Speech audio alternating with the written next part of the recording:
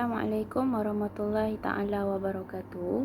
Alhamdulillah, marilah kita panjatkan puji syukur kehadrat Allah Subhanahu wa ta'ala yang telah melimpahkan nikmat dan kurnianya kepada kita semua. Selawat serta salam marilah kita curahkan kepada junjungan besar Nabi Muhammad sallallahu alaihi wasallam, sehingga kita dapat berkumpul bersama-sama dalam webinar kepimpinan dalam penerapan ilmu nakli dan serta impaknya kepada masyarakat.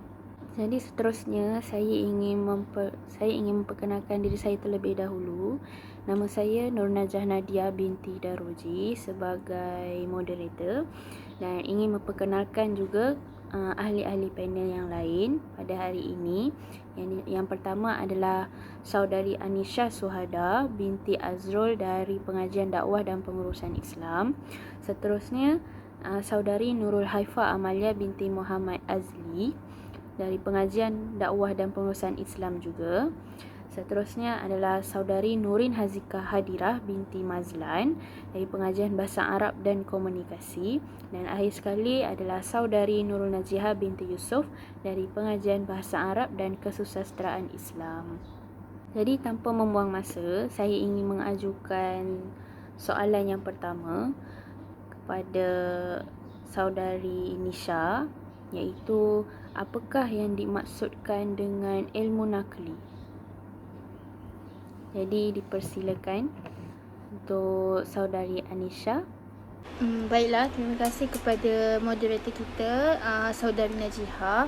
Berdasarkan soalan yang diajukan sebentar tadi, apakah yang dimaksudkan dengan ilmu nakli? Ilmu nakli ni asasnya ilmu yang berasaskan dengan Al-Quran. Seperti yang semua orang tahu, ilmu nakli berkait rapat dengan ilmu akli, di mana ilmu nakli yang kita tahu merupakan ilmu yang berasaskan dengan Al-Quran, dan ilmu akli merupakan ilmu yang berasaskan akal manusia. Namun ilmu akli ni dia ada sifat yang macam kita tak pasti benda tu betul ke tak, sebab yang menghasilkan ilmu nakli ni adalah daripada manusia. Manusia ni dia ada sifat pemikirannya terbatas, dan juga kadang-kadang ia mengikut hawa nafsu sendiri. Lepas tu adanya ilmu nakli ni untuk mengawal ilmu akli, sebab kita tahu kan ilmu nakli ni sifat dia memang dah betul, memang dah ternyata kebenarannya, dan sebab itulah perlunya ilmu nakli untuk melengkapkan ilmu akli. Integrasi bagi ilmu nakli ialah ilmu ukhrawi, dan integrasi bagi ilmu akli pula ialah ilmu duniawi, di mana kedua-dua ilmu ni, ilmu nakli dengan ilmu akli, meletakkan ilmu agama berada di martabat yang paling tinggi dalam memahami sesuatu fenomena. Terima kasih kepada saudari Anisha atas penjelasan mengenai maksud ilmu nakli tersebut. Seterusnya saya teruskan dengan soalan seterusnya kepada saudari Najihah, iaitu apakah kaitan kepimpinan ini dengan ilmu nakli? Persilakan. Terima kasih di atas persoalan yang telah diajukan. Ilmu nakli merupakan salah satu aspek penting yang harus diberikan penekanan dalam kemajuan sesebuah kepimpinan. Ini kerana para ulama telah menetapkan dua landasan yang harus dipegang oleh setiap muslim, iaitu ilmu nakli dan akli. Pada hari ini kita akan membincangkan tentang ilmu nakli. Ilmu nakli inilah yang membawa manusia ke tahap mengenal Tuhan dengan sebenar-benar pengenalan, dan menjadikan seseorang manusia itu khalifah yang terbaik di muka bumi. Oleh itu, ilmu nakli merupakan mekanisme utama yang menjadi faktor dalam melahirkan pemimpin yang seimbang dari semua sudut kehidupan. Terima kasih kepada saudari Najihah atas keterangan kaitan kepimpinan ini dengan ilmu nakli. Dan seterusnya saya terus untuk ajukan kepada saudari Haifa, iaitu dengan ilmu nakli ini bolehkah berikan satu contoh yang berkaitan dengan seorang tokoh kepimpinan yang sering menerapkan ilmu nakli dalam dirinya? Dipersilakan pada saudari Haifa. Terima kasih kepada moderator kita iaitu Cik Najah. Okey, antara tokoh yang sering menerapkan ilmu nakli dalam dirinya ialah saya telah memilih tokoh ilmuwan Islam iaitu Ibnu Sina. Okey, saya akan menceritakan sedikit mengapa Ibnu Sina dikatakan seorang yang sering menerapkan ilmu nakli dalam dirinya. Okey. Ketika beliau berusia 18 tahun, beliau telah pun menguasai pelbagai ilmu nakli dalam dirinya. Dan beliau juga ialah seorang yang sangat berinovatif. Hal ini saya dapat membuktikan melalui beliau telah banyak melakukan penyelidikan dan beliau juga telah banyak menghasilkan pelbagai karya dalam pelbagai ilmu, terutamanya dalam bidang perubatan. Okey, antara contoh karya teragung beliau ialah Kitab Qanun fil Atib. Apa itu Kitab Qanun fil Atib? Kitab Qanun fil Atib ialah khazanah perubatan yang sangat bernilai dan ia juga telah menjadi sumber rujukan utama di universiti-universiti Eropah. Okey, antara isi kandungan yang terkandung dalam Kitab Qanun fil Atib ialah ia menceritakan tentang penyakit berjangkit yang berkaitan dengan hubungan kelamin, penyakit jangkitan lain, teori dan pelbagai penyakit lain. Terima kasih kepada saudara Haifah atas penjelasan tersebut mengenai salah seorang tokoh. Dan soalan yang sama juga saya ingin ajukan kepada saudari Hazika, iaitu ilmu nakli ini bolehkah berikan satu contoh mengenai seorang tokoh kepimpinan yang berkaitan yang sering menerapkan dirinya dalam ilmu nakli ini. Silakan kepada saudari Hazika. Terima kasih diucapkan kepada moderator kita iaitu saudari Najah. Okey, berbalik kepada soalan yang diajukan oleh saudari Najah itu tadi. Antara contoh tokoh kepimpinan yang selalu menerapkan ilmu nakli dalam dirinya ialah Khalifah Saidina Abu Bakar As-Siddiq radhiyallahu anhu. Saidina Abu Bakar As-Siddiq merupakan tokoh kepimpinan Islam yang pertama dalam Khulafa Ar-Rashidin setelah kewafatan Rasulullah SAW. Walaupun Rasulullah SAW telah wafat, beliau tetap meneruskan perjuangan dengan menyebarkan dakwah Islam ke seluruh pelosok dunia dengan mengekalkan ajaran yang dibawa oleh Nabi Muhammad SAW. Selain itu, beliau juga turut memerangi golongan Ar-Riddah, iaitu golongan-golongan yang murtad, golongan-golongan yang tidak mahu membayar zakat dan juga golongan-golongan yang tidak mahu mengamalkan ajaran agama Islam. Beliau telah menghantar 11 pasukan tenteranya bagi memerangi golongan tersebut. Berdasarkan keputusan yang diambil oleh Saidina Abu Bakar As-Siddiq, ianya sangat bertepatan dengan perintah Allah yang terdapat dalam surah Al-Baqarah ayat 217 yang bermaksud Allah mahu kita mengadakan peperangan bagi memerangi golongan-golongan kafir dan juga menyatakan tentang kesan dan juga akibat kepada golongan-golongan murtad. Begitu juga dengan hadis Rasulullah SAW yang bermaksud bagi sesiapa yang menukar agamanya, yakni agama Islam, maka bunuhlah dia. Oleh itu, segala penetapan hukum hakam adalah berdasarkan konsep ilmu nakli yang berpandukan Al-Quran dan juga As-Sunnah. Itu sahaja daripada saya. Terima kasih. Terima kasih atas perkongsian daripada saudari Hazika.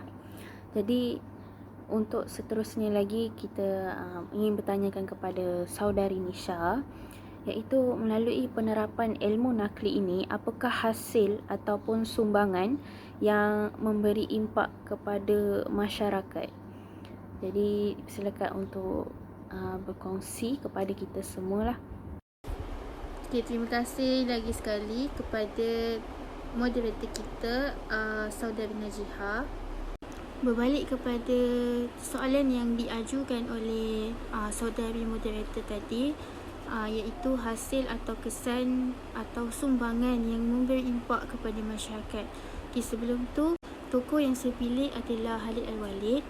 Seperti yang semua orang tahu, Khalid Al-Walid mendapat gelaran Saifullah Al-Maslul, iaitu pedang Allah yang terhunus, kerana beliau merupakan tokoh perang bagi tentera Islam, dan banyak dah perang yang beliau sertai, beliau ketuai, dan kesemua peperangan tersebut memperoleh kejayaan serta kemenangan kepada umat Islam. Sebelum tu, antara sumbangan yang Khalid Al-Walid bagi dekat Angkatan Tentera Islam adalah beliau pernah menjadi Panglima Tentera Islam dalam menentang Rom di Perang Yarmouk di Jordan. Beliau juga memimpin tentera Islam memerangi orang murtad dalam peperangan Yamamah di Yaman. Okey, apa impaknya atau kesannya yang masyarakat dapat, masyarakat perolehi adalah, contoh macam ni. Dalam Perang Yarmouk, Khalid sempat berdialog dengan Panglima Rom yang bernama George. Dalam situasi ni, Khalid bertanggungjawab sebagai Muslim dengan mengajak George memeluk Islam. Lepas tu George pun memeluk Islam dan mengucap 2 kalimah syahadah di depan Khalid Al-Walid. Jadi sebagai masyarakat, kita tak bolehlah macam pandang serong dekat orang yang bukan Islam, pandang macam orang tu bukan Islam, macam tu tak boleh. So kita kena macam sebagai Khalifah Allah di muka bumi ini, kita kena sentiasa merendah diri, sentiasa mengajak orang lain memeluk Islam, tapi kita tak boleh memaksa. Impak yang seterusnya, maksudnya kesan yang seterusnya yang masyarakat akan perolehi daripada Khalid Al-Walid ni adalah menjadi seorang yang tegas. Contoh dalam Perang Yarmouk, Panglima Rom, dia dengan angkuhnya dia boleh bercakap, dia rendahkan moral tentera Islam lah. Dia boleh cakap macam ni, sekiranya kamu mahu berundur daripada peperangan ni, akan aku berikan setiap orang makanan, pakaian dan juga wang 10 dinar. Agak-agak lah kalau kita jadi orang yang berada dekat situ, apa respon kita? Macam tu. Tapi Khalid ni dia seorang pemimpin kan, tegas lah. Dia cakap macam ni, beliau cakap macam ni, kami kesini bukan sebab lapar, bukan sebab kita orang nak duit ke, bukan sebab apa ke, tapi kita orang datang sini sebab kita orang dahagakan darahmu. Impak yang seterusnya ialah sebagai masyarakat akan memperoleh sikap berwawasan dalam diri. Sebagai contoh yang kita boleh ambil daripada kisah Khalid Al-Walid adalah, Khalid Al-Walid ni dia hidup dan mati dia adalah untuk berjihad di jalan Allah. Maksudnya dia bercita-cita untuk syahid di medan perang. Jadi beliau mengharapkan kematian beliau adalah waktu ketika peperangan, tapi beliau masih terselamat. Dalam pada itu beliau pun cakap, aku dah sertai beratus peperangan, setiap inci daripada badanku ini dipenuhi dengan tikaman, namun sekarang aku akan mati di tempat tidur. Maksudnya Khalid ni dia tak mati dalam medan perang pun, dia mati dekat tempat tidur dia sebab sakit. Jadi jelaslah dekat sini setiap sumbangan yang Khalid Al-Walid ni sumbangkan untuk Angkatan Tentera Islam, untuk umat Islam juga, memberi impak yang sangat mendalam kepada masyarakat seperti kita, dan ia boleh diamalkan dalam kehidupan seharian. Terima kasih. Terima kasih atas penerangan saudari Nisha. Jadi kita seterusnya juga akan balik kepada saudari Najihah pula. Saya ingin bertanyakan, kenapa ilmu nakli ini mesti diserapkan kepada masyarakat berdasarkan kepada kisah berkaitan yang tokoh tersebut? Ilmu nakli mestilah diserapkan kepada setiap lapisan masyarakat. Ini kerana dengan adanya ilmu nakli, ianya dapat melahirkan seseorang yang berperibadi holistik atau model insan yang berkualiti tinggi untuk dijadikan pemimpin yang bertanggungjawab dalam semua perkara. Contohnya seperti Sultan Salahuddin Al-Ayyubi ketika Perang Salib, tiba-tiba beliau mendapat khabar bahawa jeneral pasukan musuhnya sedang sakit. Pada waktu itu dia menyuruh pasukan tenteranya berhenti berperang dan pada waktu malamnya dia menghantar doktor yang terbaik untuk merawat jeneral musuhnya.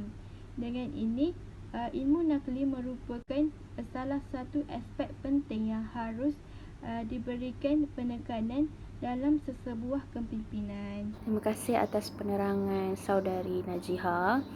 Jadi untuk akhir sekali kepada saudari Haifa dan saudari Hazikah juga, bolehkah beri kesimpulan serba sedikit mengenai tokoh yang kita bincangkan berkaitan juga dengan kepimpinan dalam penerapan ilmu nakli ini, dan apa yang boleh disimpulkan berkaitan dengan perbincangan kita pada hari ini? Dipersilakan untuk saudari Haifa. Sekali, antara kesimpulan yang dapat saya simpulkan melalui tokoh-tokoh yang disebutkan sebentar tadi ialah kita mestilah mengambil iktibar ataupun contoh tauladan dari tokoh-tokoh yang sentiasa menerapkan ilmu nakli dalam diri mereka, kerana ilmu nakli sangat penting di dalam kehidupan masa kini supaya kita sentiasa mempunyai ilmu yang sentiasa bertepatan dengan Al-Quran dan As-Sunnah. Jadi, apabila kita sentiasa berpandukan Al-Quran dan As-Sunnah, kita tidak akan tersalah jalan ataupun terpesong dari ajaran agama, kerana kita telah mengikut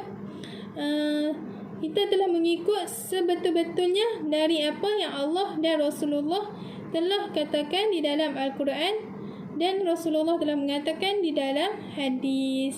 Wallahu alam. Sekian, terima kasih. Terima kasih kepada saudari Haifa. Seterusnya saudari Hazikah, bolehkah memberi kesimpulan serba sedikit mengenai tajuk yang kita bincangkan pada hari ini? Terima kasih diucapkan kepada moderator kita iaitu saudari Najah. Secara kesimpulannya, ilmu nakli merupakan panduan yang digunakan oleh umat Islam kerana dalam ilmu nakli terdapat ilmu yang berkaitan dengan akidah, ibadah, syariah dan juga akhlak yang dapat membentuk sesebuah masyarakat Islam yang berjaya.